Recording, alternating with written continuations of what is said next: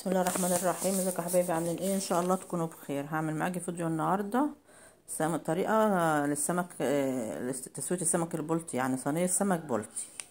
قدامك اهيت الاكل، يعني بعد ما استوى، والصينيه بعد ما استوت اهيت. وانا ما جبتلكوش التنظيف بتاعها يا حبايبي عشان كلنا عارفين التنظيف، عشان الفيديو ما يبقاش طويل. اهو كده بعد ما استوت اهيت. وعامله معاها شويه رز بشعريه. اهو طعمها جميل وجميلة خالص وسهلة وبسيطة في التحضير. هنجيب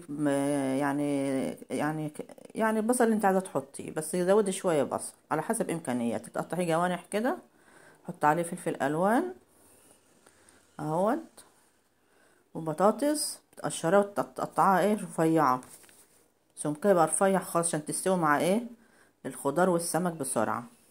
وتقلبهم مع بعض كده، بنجيبوا معلقة كبيرة او راس كبيرة توم، معانا توابل بقى، بابريكا، فلفل اسمر، كمون، بهارات سمك، وشوية صلصة، ونص كوباية زيت اهو.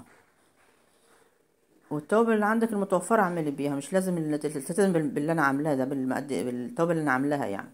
ونحط هريسة شطة، معلقة هريسة شطة، وخلي بالك من الملح عشان هريسة الشطة ده احنا عاملينها مع بعض بيبقى فيها شطة كتير. بتجيبي السمك كده لو هو كبير بتقطعيه كده من الجنبين اهوت، تفتحيه كده عشان يستوي معاكي، وت ايه تدهنيه بقى كده بالخلطة اللي انت عاملاها، تغلفيه بقى كده وتتبلي بيها اهو من الجنبين. وتدخلي في الحتة اللي احنا قطعناها ديت، تدخلي فيها برضو التتبيلة ديت. يبقى التتبيلة بتاعته اعملي اي تتبيلة، اي بهارات عندك اعمليها اهو. تيجي هتحطي بقى هتحطي في قلبه برضو من التتبيلة احنا حطينا بقية التتبيلة اللي فضلت منه على الخضار والبطاطس والخضار، تحطي في قلبه برضو جزء من التتبيلة برضو وشوية خضار اهو، عشان كله ياخد طعم بقى بعضيه ويبقى بنكهة واحدة يعني اهو.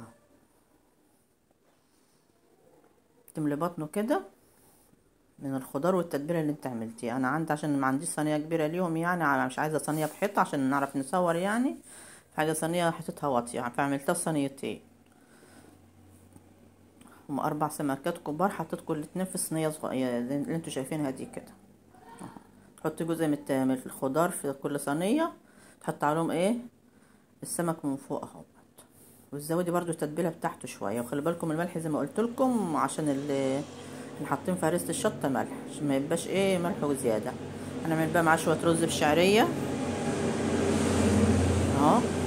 حطيت معلقتين سمنه، وانا بحب ازود الشعريه في الرز، تديها طعم حلو. تغسلي الرز برضو، تحمري الشعريه، تخليها اول ما تدخل درجه الذهبي اهو، ما تحرقهاش عشان هتخلي الرز اسمر تسمره منك.